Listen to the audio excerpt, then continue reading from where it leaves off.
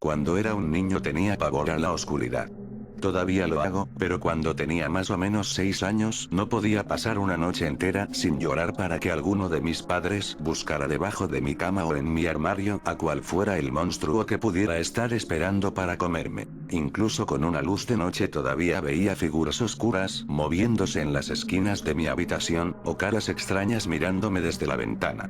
Mis padres hacían lo que podían para consolarme, diciéndome que era solo una pesadilla o una ilusión óptica provocada por la luz, pero en mi joven mente estaba seguro de que al momento que cayera dormido, las cosas malas me iban a atrapar. La mayoría del tiempo me escondía debajo de las frazadas hasta estar lo suficientemente cansado como para dejar de preocuparme, pero de vez en cuando sentía tanto pánico que corría al cuarto de mis padres, despertando a mi hermano y hermana en el proceso. Después de un calvario como ese, no habría manera de que alguien tuviera una buena noche de sueño. Eventualmente, tras una noche particularmente traumatizante, mis padres se hartaron. Por desgracia para ellos, entendían bien la inutilidad de discutir con un niño de 6 años, y sabían que no podrían convencerme de dejar a un lado mis miedos a través de la lógica y la razón. Tenían que ser ingeniosos. Fue idea de mi madre confeccionar a mi pequeño amigo para la hora de dormir. Juntó muchos pedazos de tela surtidos con su máquina de coser y creó a quien yo más tarde llamaría señor Ickbar Wigelsteine, o Ick para abreviar. Ick era lo que mi madre llamaba un monstruo de medias. Estaba diseñado para protegerme mientras dormía por la noche, asustando a todos los demás monstruos. Ickbar tenía un aire a un Frankenstein en versión gremlin, con ojos grandes y blancos hechos de botón y orejas de gato caídas. Sus pequeños brazos y piernas estaban hechos con un par de medias rayadas en blanco y negro que pertenecían a mi hermana, y la mitad verde de su cara estaba hecha de una de las medias altas de fútbol de mi hermano.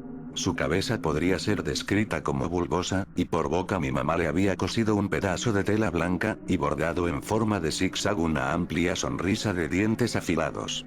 Lo amé desde el primer momento. De ahí en adelante, y nunca se separaba de mi lado. Así que cada noche a la hora de dormir, me diría dónde se escondían los monstruos, y yo lo colocaba en el área de mi cuarto más cercana a lo macabro. Si había algo en el armario, Ick bloqueaba la puerta. Si había una extraña criatura rasguñando la ventana, apoyaba ahí contra el vidrio. Si había una gran bestia peluda bajo mi cama, bajo la cama lo ponía. Algunas veces, los monstruos se escondían en mis sueños, e Ickbar tenía que venir conmigo a mis pesadillas. Era divertido traerlo a mi mundo de ensueño, ya que juntos pasábamos horas combatiendo demonios y fantasmas. La mejor parte era, que en mis sueños, Ick podía realmente hablarme. ¿Cuánto me amas? Me preguntaba. Más que a nada en el mundo, siempre le decía. Una noche, en un sueño, después de perder mi primer diente, Ick me pidió un favor. ¿Me puedes dar tu diente? Le pregunté por qué. Para ayudarme a matar a las cosas malas, me dijo. A la mañana siguiente mi madre me preguntó dónde estaba mi diente cuando bajé a desayunar. Por lo que me dijo, el hada de los dientes no lo había encontrado bajo mi almohada. Cuando le dije que se lo di a Ickbar, ella solamente se encogió de hombros y se regresó a alimentar a mi hermana pequeña. Desde ese momento, cada vez que perdía un diente se lo daba a Ick. Siempre me agradecía y, por supuesto, me decía que me amaba. Con el pasar del tiempo, sin embargo, me quedé sin dientes de leche, y ya me estaba poniendo un poco viejo para seguir jugando con muñecos. Así que Ick solo se sentaba ahí, en mi estantería, acumulando polvo y ausentándose lentamente de mi atención. Pero las pesadillas se volvieron peores. Tanto que empezaron a seguirme mientras estaba despierto, atemorizándome en cada rincón oscuro o arbusto que se movía. Luego de una noche particularmente mala, volviendo de la casa de un amigo en bicicleta, y en la que podría haber jurado que una jauría de perros rabiosos me estaba persiguiendo, llegué a casa para encontrar que alguien me esperaba en mi habitación. En mi cama, de pie y completamente erguido ante la luz de la luna, estaba Ickbar. Al principio pensé que mis ojos estaban jugándome bromas de nuevo, como lo habían estado haciendo toda la tarde, así que traté de prender y apagar las luces. Lo hice de nuevo, con ningún cambio. Me estaba empezando a poner nervioso. Comencé a retroceder hacia la puerta, sin quitar mis ojos de la silueta de Ick, mi mano estirada incómodamente, buscando el picaporte. Estaba a punto de irme de ahí cuando escuché que la puerta era azotada contra su marco, dejándome encerrado en la oscuridad. En nada más que sombras y silencio, hasta que escuché una voz familiar y estridente. Dejaste de alimentarme. ¿Por qué debería protegerte? ¿Protegerme de qué? Déjame mostrarte. Pestañeé una vez y todo cambió. Ya no estaba en mi habitación, estaba en otro lugar. Una especie de bosque, un lugar horrible, de pesadillas, donde partes de fetos abortados colgaban del follaje, y el suelo estaba infestado con insectos carnívoros. Una niebla espesa inundaba el aire con un olor a carne podrida, mientras luces de un verde amarillento parpadeaban en el cielo oscuro. Mi cabeza empezó a palpitar como si estuviera a punto de explotar, porque en mi mente, escuchaba la voz de nuevo. Esto es lo que tu realidad será sin mí. Sentí unas pisadas que hacían temblar la tierra, aproximándose rápidamente. Soy el único que puede pararlo. Estaba detrás de mí ahora, enorme y enojado. Dame lo que necesito, y lo haré. Me desperté antes de poder darme vuelta. Al día siguiente revisé el armario de mis padres buscando los dientes de leche de mi hermano, y se los di todos a Iqbar. Casi inmediatamente después de ello las pesadillas terminaron, y estaba relativamente en condiciones de seguir con mi vida normal. De vez en cuando, me metía en la habitación de mi hermana y robaba lo que estaba destinado al hada de los dientes, o estrangulaba a uno de los gatos de la vecina para quitarle sus pequeños incisivos. Cualquier cosa para alejar las visiones. También comencé a notar que Ike se movía en mi cuarto cada vez que yo me iba, reordenando mis cosas y adicionando más cortinas. Se veía más vivo, de alguna forma. En la luz correcta sus dientes podían verse brillando y se sentía tibio al tacto. Por más que esto me asustara, no podía juntar el valor necesario para destruirlo, sabiendo perfectamente a dónde eso me llevaría. Así que continué recolectando dientes para Ike a lo largo de la secundaria y la universidad. Mientras más crecía, a más cosas aprendía a tenerle miedo y más dientes necesitaba Ike para mantenerme a salvo. Ahora tengo 22 años, un trabajo decente, mi propio apartamento, y una colección de dentaduras. Ha pasado casi un mes desde la última vez que Ike comió y las pesadillas están empezando a acorralarme de nuevo. Tomé un desvío a través de un estacionamiento después del trabajo esta noche. Encontré a un hombre forzando la cerradura de su auto. Sus dientes estaban manchados de amarillo gracias a una vida de tabaco y café, y aún así, tuve que usar el martillo para extraer los molares. Cuando regresé a mi departamento él me estaba esperando. En el techo, en un extremo. Dos ojos blancos y una boca de navajas. ¿Cuánto me amas? Me pregunta. Más que a nada, le contesto, sacándome mi abrigo. Más que a nada en el mundo. Cuando era un niño, me encantaba el Show M. Ya sabes, el típico programa infantil con botargas de animales y todo eso. Solía verlo junto a mi mejor amiga todos los días, cosas de críos. Un día, recuerdo que vimos un anuncio en una revista sobre el show. Era para formar parte del club de fans. Debías contestar un cuestionario con preguntas de los personajes y enviarlo con tu nombre y dirección al presidente del grupo. Una semana después recibiríamos otro sobre de vuelta, con insignias oficiales para formar parte de él. No eran más que pedazos de plástico, pero ya sabes, no importaba. Junto con ellas venía también un panfleto con poca información, que informaba sobre el tour del Show M. Los personajes visitarían nuestra ciudad en su autobús y se tomarían fotos con todos sus pequeños fanáticos. La perspectiva desde luego que nos emocionó. El evento sería el domingo siguiente de recibir aquel misterioso panfleto, a las 12 del día, de modo que convencimos a nuestros padres de asistir sin mucho esfuerzo. Recuerdo que aquella fue la semana más larga de mi vida. El domingo, mi mejor amiga se presentó en casa. Me comentó que su madre podía llevarnos a ambos al lugar. Yo realmente quería ir pero mis padres no me dieron permiso. Esperábamos a mi hermana que volvía de un campamento, pero ir los cuatro juntos, por más que lloré y grité no cambiaron de opinión. De modo que mi amiga se marchó con su madre y yo me quedé a contar los minutos. Llegamos al lugar casi una hora después. Yo estaba realmente molesto, pero aliviado de que al menos no iba a perderme la diversión. Sin embargo, había algo que estaba mal. La multitud que aguardaba en el sitio era casi enteramente de padres y muchos se veían preocupados. No había rastro del autobús del show por ninguna parte. La madre de mi amiga se acercó a nosotros. Nos contó que los chicos del programa les habían explicado que habían hecho un set especial a unos pocos kilómetros de distancia y que querían llevar a los niños. Otro transporte no tardaría en llegar para transportar a sus padres. Mi amiga se había ido con ellos. Por supuesto, no todos dejaron que sus pequeños fueran solos con esos desconocidos, pero algunos sí. Y es que, ¿cómo iban a desconfiar? El autobús tenía el logo oficial del programa y los disfraces de sus personajes eran idénticos. Tras una hora sin noticias, la policía llegó al lugar. Al día siguiente, me sentaba a sintonizar el show M como de costumbre. Grande fue mi sorpresa al ver cómo, el personaje principal del show, anunciaba el incidente ocurrido en mi ciudad. Reveló entonces que el programa no tenía ningún club oficial de fans, ni enviaba correspondencia a los niños. Tampoco habían hecho ningún tour ni planeaban cosa semejante. Nunca volví a ver a mi amiga. A día de hoy, me preguntó dónde estará y quiénes serían los que se la llevaron con los otros chicos. Fue hace unas semanas que las pacas de heno comenzaron a alejarse lentamente de mi casa.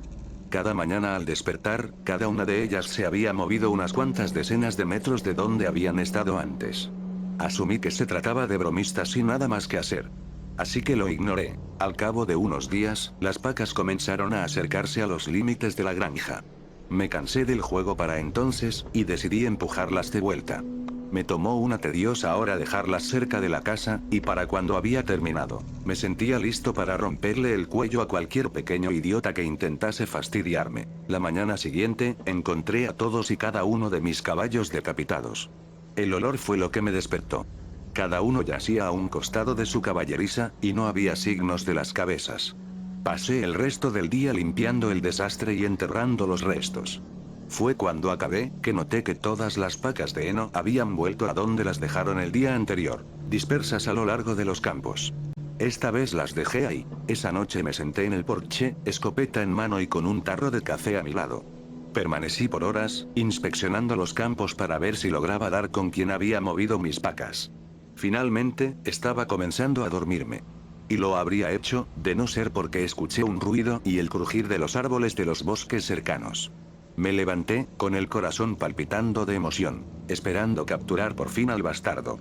Apunté con el arma, esperando ansiosamente a quien fuese que se acercara. Solo cuando la criatura se acercó lo suficiente para distinguir su silueta en la oscuridad, me congelé sin saber qué hacer. La cosa que había salido de los bosques y merodeaba mis campos no sabía que estaba ahí. Lo seguí por el campo, con el andar de un ladrón sigiloso. De no ser porque la cosa medía casi 3 metros aún encorvada, me habría parecido muy frágil. La delgadez de sus brazos y piernas, y el aspecto hundido y esquelético de su pecho me recordó al de un animal hambriento. Pero esta cosa era extrañamente fuerte, pues lo vi levantar una paca con cada brazo y bajarla de nuevo unos metros más adelante, cuidadosamente y dando solo un par de pasos para cubrir una gran distancia. Movía cada paca de forma precavida, y cada determinado tiempo levantaba la mirada para revisar las posiciones de las otras. Antes de irse, dirigió la mirada hacia la casa. Sentí como sus ojos me observaban entre las sombras, pero si me vio o no, no pude decirlo. Posteriormente giró en silencio y regresó por donde vino, desapareciendo en la oscuridad del bosque. Me tomó una hora reunir el valor suficiente para moverme otra vez. Entré luego de un rato, pero no dormí esa noche. Y fue solo una vez que el sol salió, que me atreví a salir al porche y a los campos. Las pacas de heno se encontraban donde las dejó, y de manera extraña no las movió tanto como en el transcurso de los días anteriores. Tomaban una forma invisible en los campos, y al verlos me di cuenta de que formaban una especie de línea. Y de hecho, al caminar alrededor de la casa, me percaté de que formaban un círculo del cual yo era el centro. Al principio pensé que las habían movido al azar de la casa, pero ahora podía ver que las habían colocado en una especie de límite. Esta cosa me estaba mandando un mensaje. No dormí bien esa noche, y si logré hacerlo, fue solo porque me hallaba exhausto. A la mañana siguiente, las pacas no se habían movido. No lo hicieron por el resto de la semana, de hecho. Finalmente estaban donde la cosa las quería. Me enfermé intentando interpretarlas. ¿Por qué esta cosa gastaría tanta energía moviendo mis pacas y me amenazara tan violentamente cuando tratara de intervenir? Matar a mis caballos era eso, una amenaza. Una amenaza inteligente, de hecho. Sabía que me asustaría, y sabía que también entendería las implicaciones. El sonido de un automóvil dirigiéndose por el camino hacia mi granja me llenó de emoción una mañana. Estaba planeando abandonar el lugar desde que vi a la cosa, pero no quería arriesgarme a hacerlo a pie y que esa cosa me matara como a mis caballos. Pero si lograba subir al auto de quien fuese que venía por el camino, tal vez podría escapar antes de que me detuviera. No sabía o me importaba qué era. Decidí que en el momento que detuvieran el auto, saltaría al asiento del pasajero y les diría que nos largáramos del lugar. No tuve la oportunidad. El auto avanzó con lentitud por el camino, sacudiéndose por el difícil terreno. Le imploré silenciosamente que se apresurara. Y fue cuando pasó entre dos pacas localizadas a ambos lados del camino, que comencé a escuchar un tronido agudo proveniente del bosque. La cosa emergió de entre los árboles, galopando con sus cuatro patas terribles y esqueléticas en dirección al auto. En segundos, ya estaba ahí, golpeando el vehículo de la misma forma que un gran felino. Levantó y destrozó el vehículo sin problemas. Y el hombre, quien sea que fuese, gritó. Y pude escucharlo en medio de los crujidos del metal y el cristal. Solo se detuvo una vez que la criatura lo apretó con su mano y lo destrozó. Lo arrojó y se irguió, dejándome verla bien. En el sol, pude ver lo inhumano de su ser. Estaba compuesto enteramente de algo vivo y horrible que había sido unido en una cruda imitación de una figura humana. Cualquier cosa de la que estuviese hecha, parecía tan pulida y dura que de no ser por el cómo se movía, me habría hecho pensar que era granito. La cosa retrocedió hacia el bosque, dejándome sorprendido. Mis ojos aún se enfocaban en el auto, con su motor aún chisporroteando, en medio de las dos pacas del camino. Repentinamente, comprendí. El mensaje era claro. Era el cautivo de esta cosa, y no se me permitía tener visitas. Nada podía cruzar los bordes que había colocado. Estaba atrapado ahí, por la cosa que acecha los campos. Y no demanda otra cosa más que el que yo no pueda escapar jamás. Aún así, no sé si puedo soportar ser el canario de esa cosa. He pensado mucho durante los últimos días desde que lo vi aplastar el pecho de ese hombre. Si cruzara el borde de pacas quizás me haría lo mismo. Me aplastaría el cráneo antes de que siquiera intentara protegerme a mí mismo. Luego iría a buscar una mascota nueva, probablemente una que soportara el saber lo que estaba afuera, observando todo el tiempo con esos ojos brillantes e insectiles. He pensado mucho en eso durante los últimos días. Quizás intente escapar. Hijo, necesitamos tener una conversación muy seria sobre la seguridad en Internet, le dije mientras me sentaba a su lado. Su laptop estaba abierta, jugaba Minecraft en un server público. Sus ojos estaban estancados en la pantalla. Había una ventana de chat abierta con diversos comentarios. Hijo, ¿puedes dejar de jugar un minuto? Salió de su mundo de juego, cerró su portátil y me miró. Papá, ¿será otra de tus historias de miedo y mal gusto? ¿Qué cosa? Fingí por un segundo, y entonces le sonreí. Pensé que te gustaban mis historias. Este niño había crecido escuchando mis historias sobre niños que se enfrentaban a brujas, fantasmas, hombres lobo y trolls. De la misma forma que muchas generaciones de padres, usaba estas historias de terror para reforzar su moral y enseñarle lecciones sobre seguridad.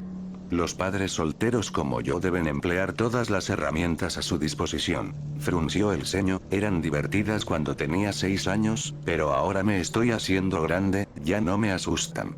Y son tontas. Si me vas a contar una historia sobre Internet, ¿podrías hacerla más aterrante? Me quedé espantado con su incredulidad.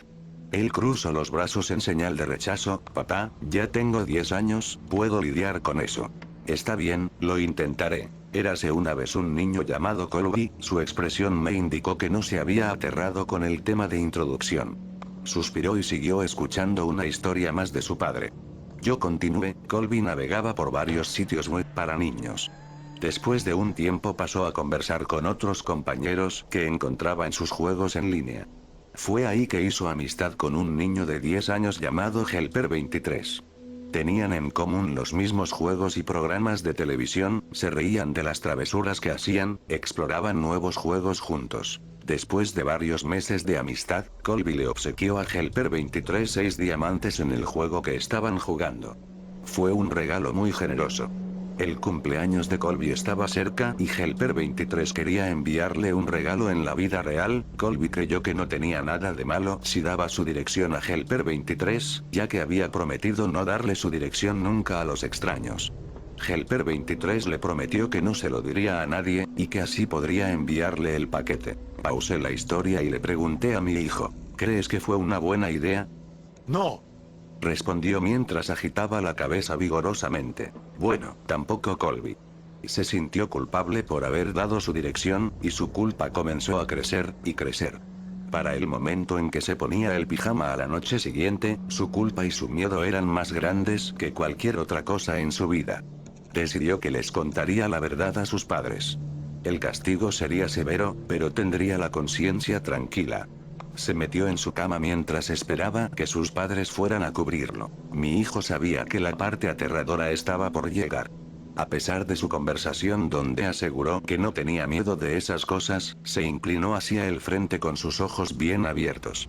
Y bajé la voz deliberadamente. Colby pudo escuchar todos los ruidos en la casa. Una lavadora balanceándose en el área de servicio. Las ramas golpeando contra las paredes en la parte exterior de su habitación. Su pequeño hermano bebé balbuceando en la cuna. Y había algunos otros sonidos que no lograba identificar hasta que, finalmente, los pasos de su padre hacían eco en las escaleras. Oye, papá, dijo con cierto nerviosismo, tengo algo que decirte. Su padre asomó la cabeza por la puerta en un ángulo extraño. En la oscuridad, su boca parecía no moverse y sus ojos tenían un aspecto raro. Sí, hijo, su voz también había cambiado. ¿Estás bien, papá? Preguntó el niño. Susurró el padre con la voz extrañamente cambiada. Colby no tuvo mejor idea que cubrirse, quería desaparecer bajo su cobertor. ¿Mamá está en casa? Aquí estoy, apareció diciendo la madre con la cabeza un poco más abajo que la de su padre. Su voz también era diferente. ¿Nos vas a contar que le diste la dirección a Helper 23? No deberías haber hecho eso. Te advertimos que nunca dieras nuestra información personal en internet.